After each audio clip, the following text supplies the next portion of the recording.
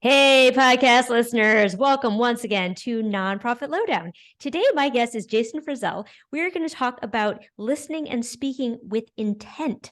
So, Jason is an executive coach, a brand strategist, a speaker, and a podcaster, and more importantly, a dad. Jason, welcome to the show. Thanks. Great. Glad to be here. Good to see those of you who are with us. Thanks for joining. So, Jason, before we jump into it, tell us a little bit about yourself and your journey. Yeah. Um, I'm a diehards Vikings fan. I'm from Minnesota originally. All right. Oh, I see a nodding on screen. I maybe I've got another Minnesota person here. Yeah, Gretchen, Skull Vikings. Yeah. Professionally, I was in sales and technology sales, and I worked at a couple of large corporate firms. And then I moved out to New York and continued the same. And then I realized I didn't want to work at big companies anymore. And I did a whole bunch of startup work. And then about 4 years ago, I wanted to do something for myself, which Rhea, I know that's your journey as well. And I took the plunge and started my own coaching firm. And it's since expanded into some of the things that you would introduce me with. So in a nutshell, my journey was corporate, and then smaller startups to now I work for myself and I coach mostly people in technology and tech, like high tech, big tech, startups. I do some speaking. I'm a podcaster as well. And I'm also do personal brand strategy work for literally people that are their own brand. So generally people that are authors, speakers, consultants of their own brand, amongst some other interesting and not so related things. And I'm a dad, like you said. And you're dead. So wait, let's talk about this because I know that you, in your executive coaching work, you work with folks who are high performers, executives in their field. What are some of the ways that you help them to kind of break through to the next level? Because I know we have a lot of folks listening who are nonprofit executives or thinking about how to move up in their career. What are the things that hold us back? Yeah. The number one thing that I would say that I do with high performers is offer them other places to look at how they're coming into something. Usually what holds us back is myself included, and I'm not the expert on, I do this for others, and I also have my own challenges with this myself, is where we have the need to be right, or we are unwilling. My coach is always like, is that the hill you want to die on? Like, oh, like I am willing to actually create political problems at my company. I'm willing to go and piss off my team if I'm a leader. If I'm not a leader, I'm willing to go and like make waves in my career because I'm so compassionate about this thing. But a lot of times it's just because they want to be right, not because it really matters. And for those of you who are in romantic relationships, like me, this is not just a work thing. Where do you have to be right in your marriage or in your partnership or even in your friendships? So that's the number one thing. Is that number two is offering and looking at things outside of just problems. Because what people, and Rhea, I think this is similar to the work you do. And I don't know what everybody else listening does here, but people bring problems all day, mostly. Hey, this isn't working. This isn't working. How do we make it better? How do we optimize? And sometimes taking a look like, well, is it actually really a problem? Or is it an opportunity? What's the yes and, if we're talking about improv, but also, and Rhea, I talk about this, like, what's the no and? So we're always saying no to things. I'm saying no to doing something else because I'm here with you all, which is a no to something else. And I get to be here with you all and I get the benefits of that. And it's great. And that's a choice I made. And then finally, a lot of it is sounding board type of stuff too. So just to give you an example, one of my clients, his head of marketing left, and he had somebody who wanted to take on the role, but he didn't think they were ready. We had an hour-long conversation about his beliefs, his intuition about that. And it ended up that he wanted to be right, that she wasn't ready. And then he actually gave her that promotion. So like things like that. And then also when we're talking about tech, we're always talking about raising funds, growing the company. Quite frankly, right now in the industry, do we need to shrink a little bit? And having an outside perspective to just talk to about that, where I don't actually have an agenda for them other than to support them, very valuable. So like those conversations can be wide open, and I'm just generally a sounding board. And So much of what you're saying is important, I think, because in nonprofits, I feel like we are reluctant to invest in things like executive coaches. And yet, Serena Williams does not walk onto a court without a coach. Like Steph Curry needs a coach. Like the best need coaches in order to get better. And so I just appreciate the fact that you're talking about creating space for people to be a sounding Yeah. board, because often it's lonely at the top, right? Like you're the Yeah. only one who's dealing with the problems that you're dealing with. So you Yeah. need someone to talk to you about that. Yeah. I like that you said that. One of the things that, and I didn't really understand about this either, because I never worked with a coach until I was about 5 years ago. So I didn't really know what coaching was either, is the idea that it's just also more fun to not do it alone, and that's worth something. And to be able to have a converse. And I always say that everybody in our life has an agenda for us. We know our kids do all the time. They always want something from us. We know our significant others do if we have a significant other. Our friends, of course, our bosses do. If we're a leader, the people that work for us do. So everybody has an agenda. The best coaching, I don't actually have an agenda. It's what Rhea, as my client, wants to create and what she wants. It's arguably the only place besides maybe therapy where there's actually no agenda. And that is tremendously valuable. Tremendously valuable. Just to give you an example, for nonprofits, donors want something from you. And it's usually more than just like their name on a plaque, whether they say it or not. Your board is going to want something from you. And then, of course, the people that work for you and your constituents, the people you serve, of course, they're going to want something from you. That's why you're there.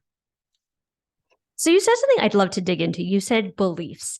And I think so much of what holds us back, or the stuff that creates drama or mind drama for us, are the belief systems that we have. Can you dig a little bit deeper into how do you uncover these beliefs? And then how do you change these beliefs?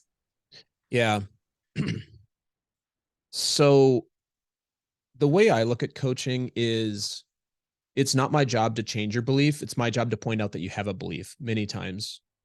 Because as humans, what we like to do is we like to lean into our beliefs. And some of these will come from how we were raised.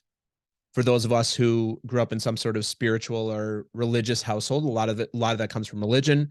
A lot of it comes from the media of like, this is a belief, this is how it's going to be, or this is how I should be. And a lot of it comes from the educational system, no matter what kind of educational system you come through.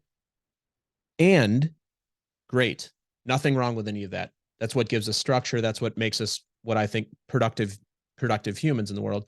And there's always going to be some limits to all of those things. So let me give you an example. And I'm going to speak for myself here because I like to do that. I grew up in a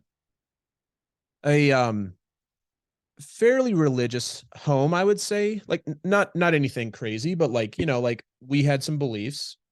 And what that taught me at a very young age is there's a right and a wrong way to do things. There's good and bad. And if you don't do the right things, then you're going to have these consequences. And if you do the bad things, you're a bad person. So I spent most of my life, probably still in some ways today, with that belief system because it's inherently inside of me. And one of the outputs of my coaching work with my coach that I've worked on for 5 years is, what if there's a gray? What if there's more opportunity in the middle? And I can say for a fact that like that limiting belief is like, oh, it's right or wrong. And also I came from a sales background. So it's like you either close the deal or you don't close the deal, and you either make the money or you don't. And then you either make your quota or you don't. And then you either get fired or you don't. And the truth of it is that's not necessarily the case. And I'm sure this is how it goes in the nonprofit world too, is we either raise the funds we need or we make that mean something about us, that we're bad at the company, or we're not doing the right things. And it's not to say that that isn't sometimes the case, but it's to say that it's not always the case. And being able to take a look at that and this is for everybody, looking at we call this context in coaching. It's the lens you see the world through. So if you see the world as black and white, good and bad, you're going to see everything going on around you in a certain way. And we just, it's November 10th. We just had elections 2 days ago. And you see this is how it generally plays out in politics. This is right. This is wrong. This person is bad. This person is good. And like being able to shift that context. So that's one of the main parts about coaching, is being able to take a look with people about what else is possible besides what you know to be true, or not even what you know to be true. It's all you know. Yeah. And I think I know you just had Eugene Choi on your podcast. He's been on my Yes. podcast. I think he's brilliant. But I think Yeah. especially in today's society where it just feels like everything is so ratcheted up, when we're in that survival mindset, we see the world as black and white. It's either Yeah. yes or no, good or bad. It's really hard to hold the complexity in our brains when we're freaked out about the state of the world. It's super useful. I Right. mean, and Eugene talks about this. Hey, I'm hungry. I need to eat or I'm going to die. Hey, that animal over there could kill me. I need to run away or I need to kill it. Like there are some pretty binary things that if you observe animals, they still have those binary things. As humans, we've evolved in some ways, but in a lot of ways we haven't. And Eugene and I actually talked about this, about that part of our brain, which, Eugene will talk about, is we're in that part of our brain more often than we're not. It's like 70%, 30% of survival state versus executive state is that. So to give you an example in coaching, I'll ask a client, they'll come and they'll have an event, or, hey, I got a problem we got to solve. Okay, where's this coming from? We need to do it now because the investors are going to be mad. Is that true? Well, I don't know. Actually, I've never asked them. Okay, so like being able to shift or have somebody say what else might be possible, and you might be spot on, right? You might be like, oh, that person's so mad at me. And you're like, I don't know, is that true? And then they go ask and they're like, I'm so mad at you. Happens all the time, but it's a place to offer a different place to look. Yeah. I love that. It's sort of opening the different options that are available before jumping down this road. Let's switch tacks a little bit because I think your sales experience is relevant to the audience listening. Yeah. So, a lot of times we talk about how sales and fundraising are very similar. You and I first connected, and I was really struck by your analysis of the three kinds of listening. So, Yeah. in fundraising, we talk about fundraising is actually listening, but I'd love for you to break down the three levels of listening because not all listening is the same. And I think this is really Yeah. interesting. Yeah. So I'm a big believer in giving credit. So this is not just my idea. This comes from a coach training program and thought leaders, Coactive Training Institute, great coaching programs. Not the one I went through, but I highly respect them. And by the way, there's also a model of 5 levels of listening too. So it's, there's a model for everything, but for this one, I'm going to talk about 3 levels of listening.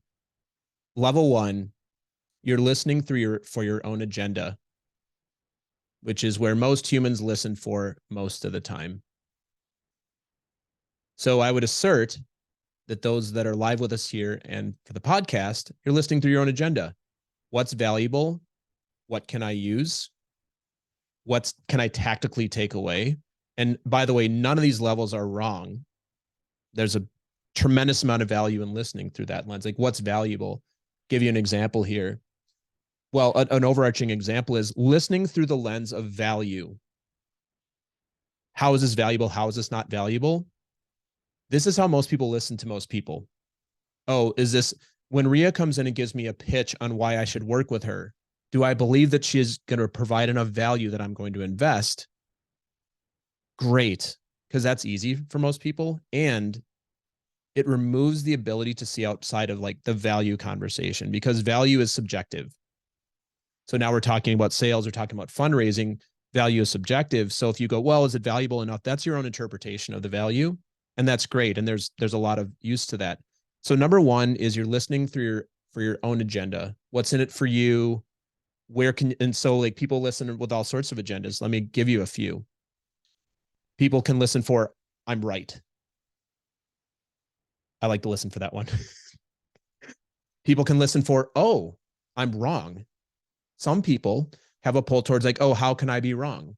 And that usually comes from like a not enough type of context. So like, where else can I listen to this to prove that I'm not enough? This is where imposter syndrome comes from.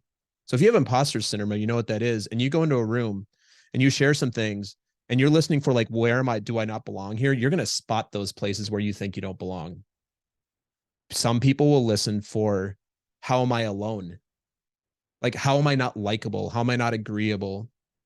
And then there's all sorts of other ways to listen. So you can just be thinking about, so the practice I'd have for everybody here is as you're going out and listening and doing the work that you do and doing this in your personal life, what are you listening for? So that's listening level 1. And that's the level that we all get trained on. Well, and what I want to point out here too, which you alluded to, is confirmation bias, right? So to go back to our Yes. earlier point, if we have beliefs about the world that I'm not enough, I don't belong, I don't get to have the things I want, I will then pick up all of the confirmation that that is true because like my brain is primed to look for those things. Yeah. The technical coaching jargon is context. And what we say is context is definitive. So if you have a context that you're not good enough, or you have a context that your startup can't raise capital, the thing about being human that's both brilliant and challenging is our ego likes to be right no matter what we say to it. So if you say, hey, you know what? I'm unlovable, or hey, like I'm a great leader, your ego, subconscious ego, is always going to be constantly looking for proof of that thing. So think about it for those who have a relationship of any type, like a romantic relationship. If you think of your partner as, think about their most annoying trait, like the thing that annoys you the most. And then you think about like, well, they're not very clean. I'm just going to make one up. They're not clean. What are you reliably going to do? You're going to spot very easily all the ways where they're not clean. It's going to be much harder for you to spot where they might actually be doing a good job with that, or where they, oh, like they actually have done the thing. So this is one of the challenges in romantic relationships is we have strong context about our partners, and then we're always looking for the proof of them because our ego likes to be right about it. So, So like, Jason, yeah, quick question. So, what if my belief system is like, I'm awesome, I'm incredible, and I look around for confirmation of that? What's the fine line between like, I hate the term positive thinking, but sort of positive reinforcement and being a psychopath? You know what I mean? yeah. Well, first of all, I don't know anybody who has that thought pattern all the time. And I work with some pretty senior people who, if they were here, you'd be like, that person makes a ton of money and they do really well. They don't think that way all the time. None of us do. I know I don't. I'm pretty sure you don't, Ria. And we live in New York where, people like to put that on. But when you do think that, yeah, you're going to be looking for proof of it. Close the big deal, close the big, I closed the big donor. Oh, we got a big win. There's nothing wrong with that. Where it becomes toxic, in my opinion, and let's do something very timely. I don't know anything about him other than what I see in the news, but Elon Musk seems to have a context about himself that has him removed from some other being a good human, is what I would call it. And what would be possible if he could combine all that into one thing with almost infinitesimal resources and the ability to influence people and markets and also do it like with kindness in any way he has to do. Be amazing. So that's, and I'm not saying he's a psychopath. I don't know, but it becomes where you think you're so good. I do believe pride cometh before the fall. So people that think they're so good generally will get theirs, and people that are unwilling to be humble as well. So humbleness is a context. Oh, I'm humble. It's a context I grew up with in the Midwest. Just the way I grew up is we're humble. So even if we think we're good, we don't talk about it. That's a context. If you are like different than that, you're like, I am just good, then nothing wrong with that. You're always going to be looking for proof of how you can prove to people that you are really good. And also those people generally don't believe that about themselves if you got them behind closed doors or you were able to get inside their own self-talk.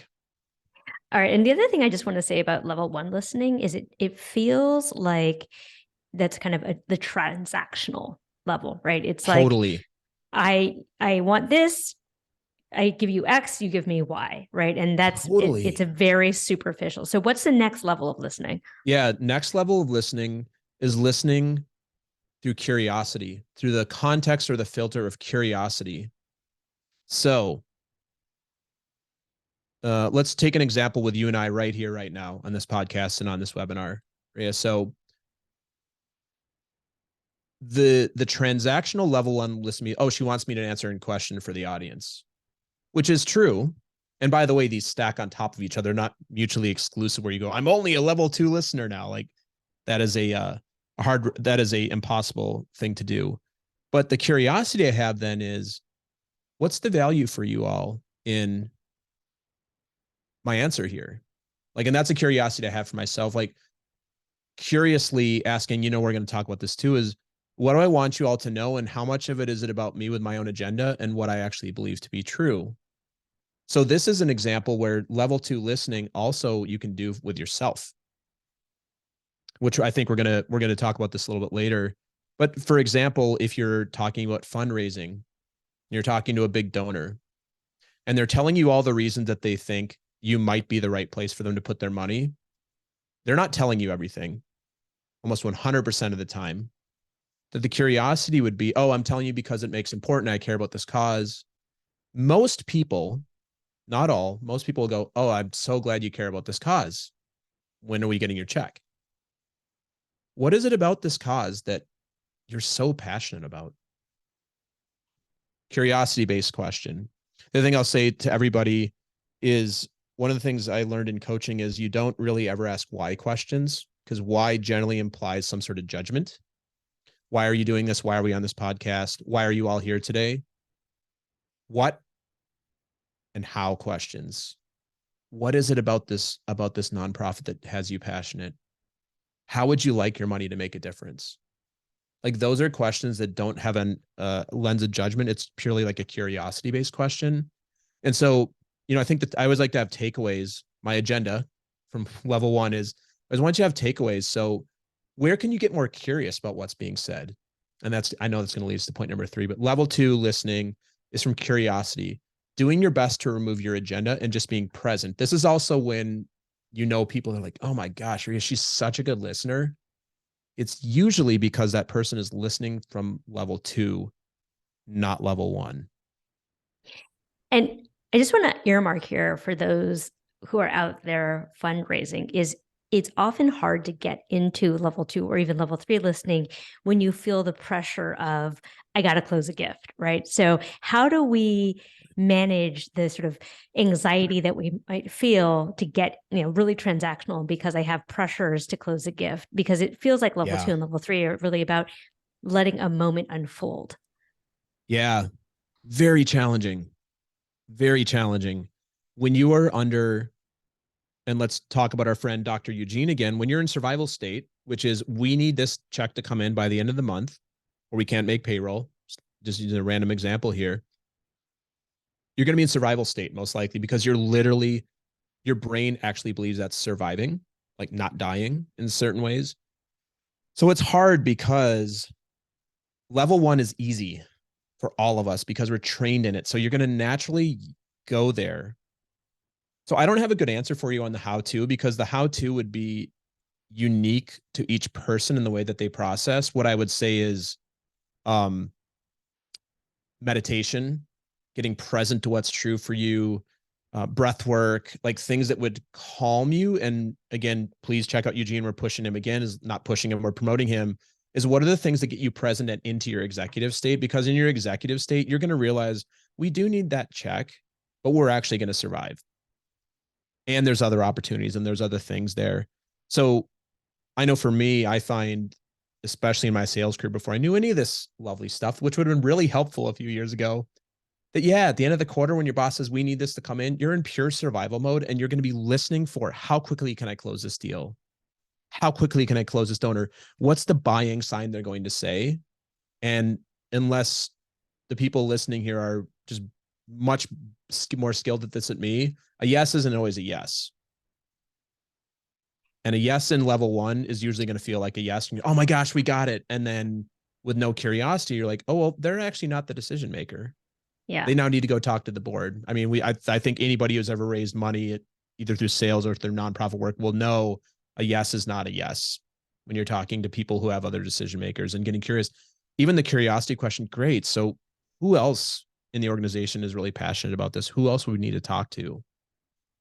Is that, so that's, at a nutshell, like that's level 2 is curiosity-based questions. Well, and the thing I just want to flag here is so often the way that we're taught to fundraise or to do sales is like the ABC, always be closing paradigm. It does not work. And it feels really disgusting because we're actually not creating relationships and connections. We're looking at people like they're walking checkbooks. And so I think we have to help the field unlearn all of these bad, toxic habits. Yeah. Well, I saw an article on LinkedIn yesterday about this, about how a lot of people who recruit for sales are having trouble with the newest generation coming out of college because of the negative connotation around it, because that's still the thing. But the truth of it is I always relate to my salesperson. You're a salesperson too. Like you can buy things from me. It's my services. Um, is that you all can find out a lot about me before you ever talk to me. You can find out about 90% of what you need on the internet about most things, including nonprofits or donors. Like it's mostly out there. So the days of having the salesperson be your go-to for information is gone. So for me, all I really have is to build a relationship with you and make sure it's a good fit. And that gets really challenging when you're under a timeline, when you're in survival state. I'm not going to say, oh yeah, if you can just do level 2 listening, it's going to be easier. It's not going to be easy. That's why it's a constant practice and it's never going to be perfect. So it's just something to continue to practice and be, quite frankly, Ria, to be, the awareness that it exists is usually a game changer for a lot of people, that there actually is another thing to do or another way to listen. Yeah.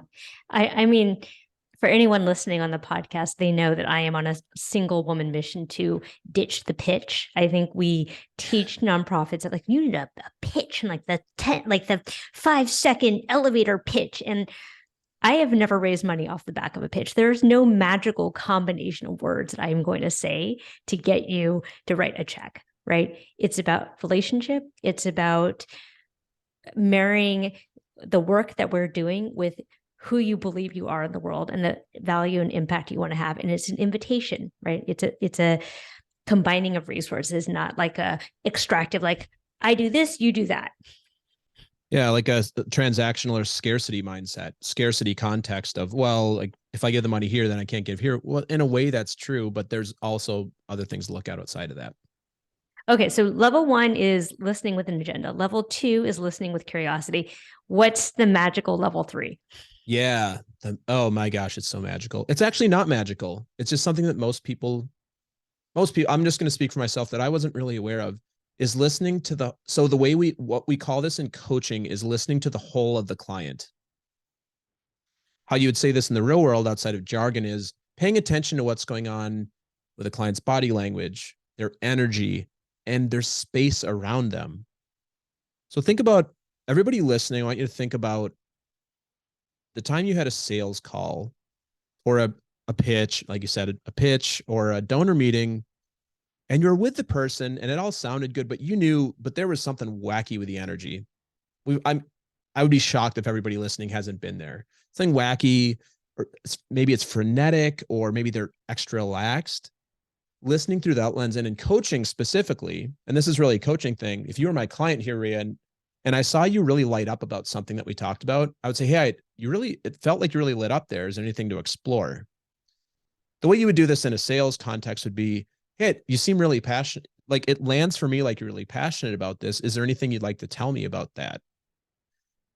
Noticing what's going on with the body. And humans were pretty bad. Most humans are pretty bad at hiding excitement and pretty bad about hiding disappointment or frustration. Most of us, we like to think we're good. We got the stone cold face. We don't show any emotion, but humans are notorious for micro expressions where we can't actually hide those things. So if you want to look at a great resource for micro expressions, Vanessa Van Edwards, she talks a lot about micro expressions. You know, Vanessa, she's been a guest on my podcast. She's awesome. Again, survival state stuff. It's the same. And we do them to show that we're either safe or we're not as a mammal. So dogs do micro expressions all the time. We do them as humans and we can't control them. That's the whole purpose behind them. Now, I'm not saying you have to become an expert on micro expressions. I'm not an expert on it, but noticing also, I think for people that are doing fundraising in the nonprofit world, the thing that really you can pay attention to is where do the words not align with the energy of the person? And one of the things that I do not believe the education system ever trains us for is how to pay attention to the whole of a person and the energy of a person. I think most of us intuitively, we're pretty aware of the energy. It's where yeah, Ashley, yes. At least the emotions. Yeah, exactly. It's the, when you meet somebody, you're like, oh, this is my person. There's an energetic match there. And I'm not talking romantic, just like, hey, I want to get to know this person. Or you meet someone, you're like, ooh, this is not my person. It's another place where you can pay attention to what's coming up and what's in the space that might have you limit possibility there. Remember, and this is where you say, hey, it seems like what's nice about coaching is you have a relationship with a person. So you say, hey, something just feels, I'm just noticing that something for me lands is off today. Is there anything we need to address? You can do that in a sales context. You seem like you're really busy. Is now a good time to have this conversation? And this is where, again, you can do this on Zoom or any virtual platform. In person, it's even better. And I will offer this too. The whole of the space can be what's going on around them. So does their office feel frenetic? Is there a lot of stuff everywhere? Is it barren? That generally will say, like, people's space will say something about them. You just want to be careful you don't overinterpret it, but it generally says something about us. Like especially when we're in our space, like it means something about us. And so paying attention to all those. So, if you take one, you're always going to be listening for an agenda because that's what our brain does in certain ways. Where can I become more curious about what's being said or also what's not being said? What's the underlying meaning of the words? What am I curious about? And then what's happening that isn't, like, what's happening outside of the words being expressed?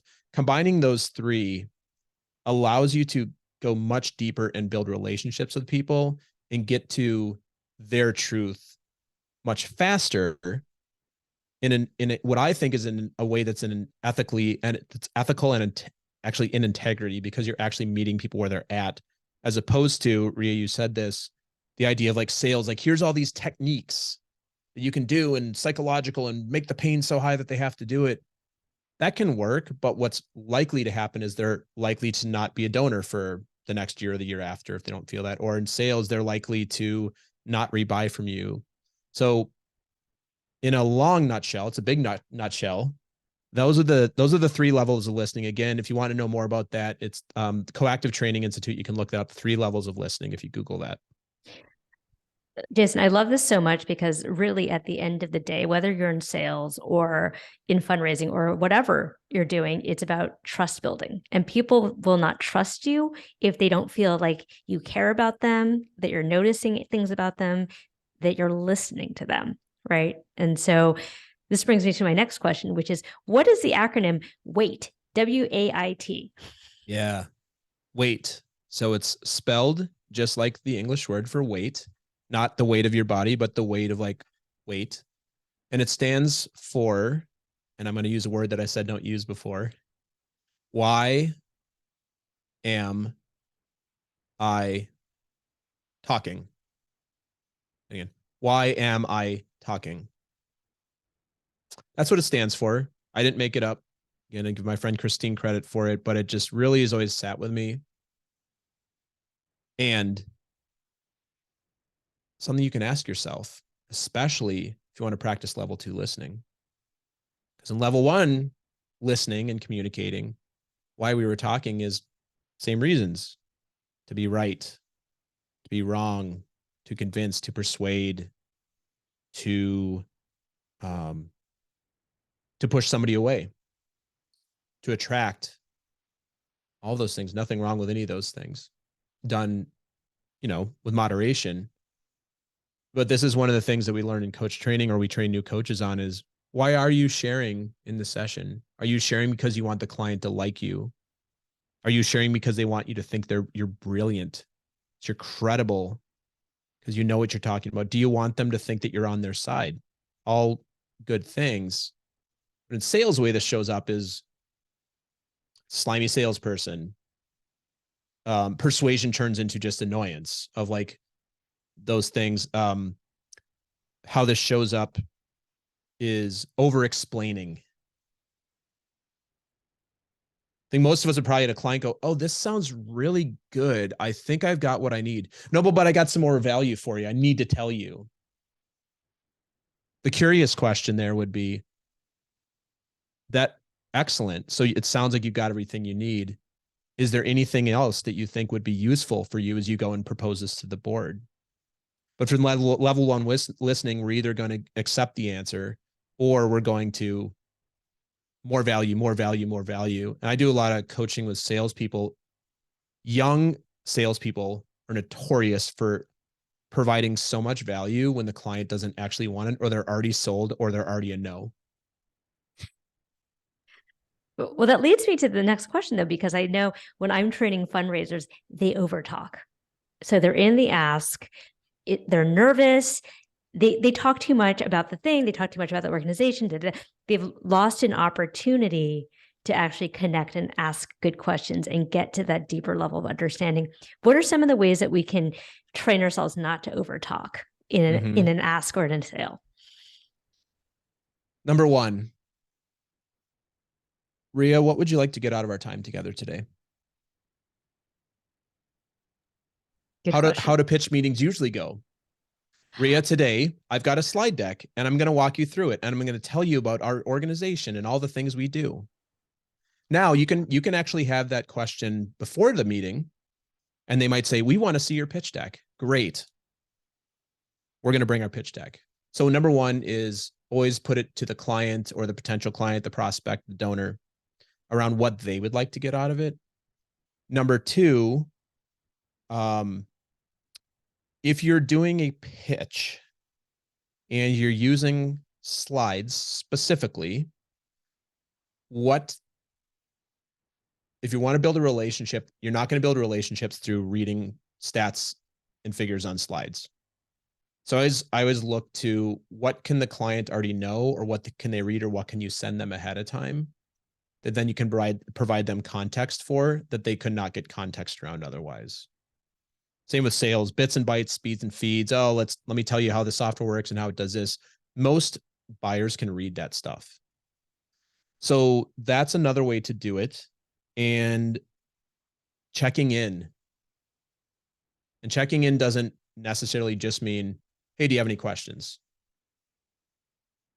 Because in a sales context, speaking for myself, what I'm really asking you is, do you get it in? Or are you ready to move forward? And are you going to buy from me? Like truly checking in. Hey, is anything here? Does this align with does this align with the vision of what you would see for a nonprofit you'd want to donate to? Oh, do you have any questions about that?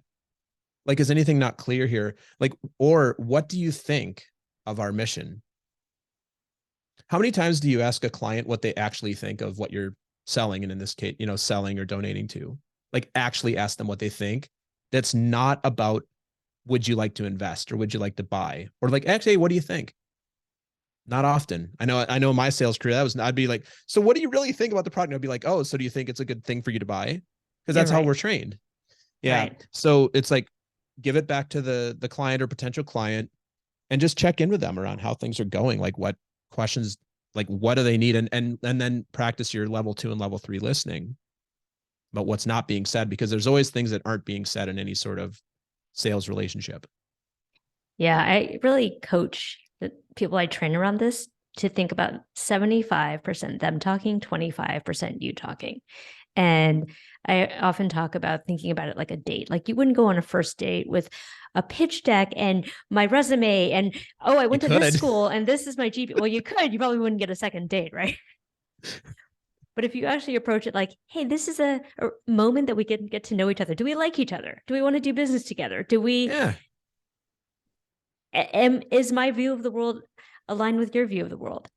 Yeah. Then let's talk. Yeah, exactly. I love that. Yeah. It's like, are we aligned? That's a great question. Hey, does this feel in alignment? But you don't ask it from oh, it is great. So when can we get the money? When can we transact? Like, oh, great. Just being curious about it. Yeah. No, because that feels like, great. We had a great first date. You want to get married? You ready? We can go to Vegas right now, right? Probably a non-starter. Yeah. All right. Great question coming in from Ashley. Ashley, do you want to jump in here and ask?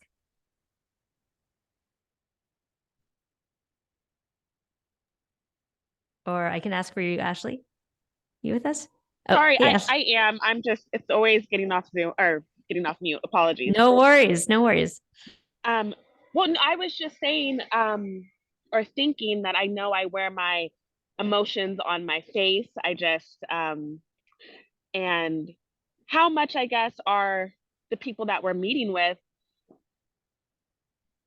doing what you're saying? I guess they're looking at me maybe for my what's not being said, and I guess that's on my face. So how Yeah. important is that for somebody I'm trying to fundraise to have a poker face or show your emotions, and that's what makes you relatable, and that what makes you connect with people. So I'm just wondering your Yeah. take on that.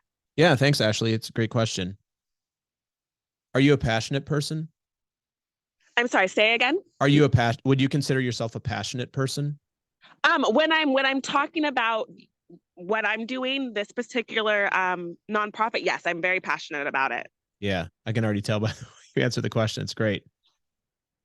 And again, yeah, you can hear it in your voice, Ashley. It's great. So this is not a right or wrong question, right or wrong answer. This is just my perspective on it.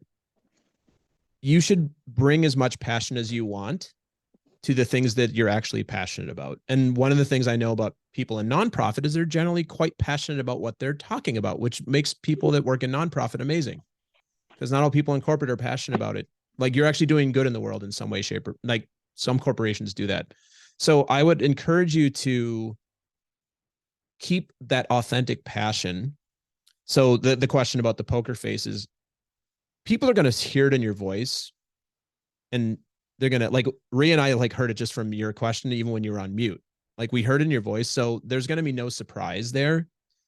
In terms of like the other side of that, so maybe something around like disappointment or frustration, that I do, well, I guess I would ask you, Ashley, the other side of that coin, like, what other emotions do you know that you wear in your face or have been told that you do?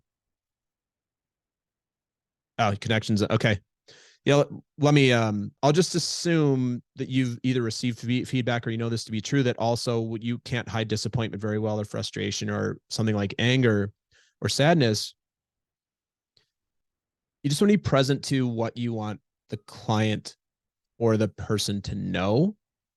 And of course, people intuitively know when you're selling something or raising capital that you're going to be disappointed if they say no. Like, that's something people, like, it's not a secret. I love this thing that like a lot of people like to pretend to do, that there isn't sales going on all the time. Or you're like, oh, we're just here to educate. You're like, no, we're here to hopefully create a mutually beneficial conversation, a mutually beneficial relationship.